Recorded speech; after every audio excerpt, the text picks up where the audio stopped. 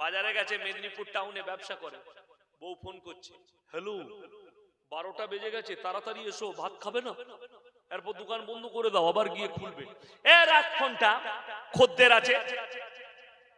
স্বামী তো, স্ত্রী মনে মনে করলে আহা আমার স্বামীর ব্যবসা ভালো চলছে, এই বলে গায়ে মেখে দিল।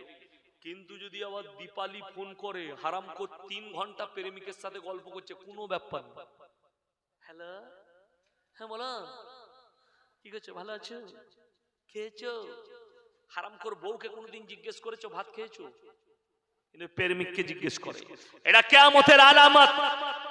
মানুষ পরকীয়াকে প্রাধান্য দিবে, নিজের স্ত্রীকে দূরবাসবে, এটা কিয়ামতের আলামত। ওই জন্য বিবিকে সবাই ভালোবাসবেন, জোরে বলুন ইনশাআল্লাহ। মুমিনকে, মুমিনদের আখলাক কি শুনেলেন? ফজরের নামাজ পড়েছেন আপনি আপনার মসজিদে, তাসবিহ করতে বসেছেন, সুবহানাল্লাহ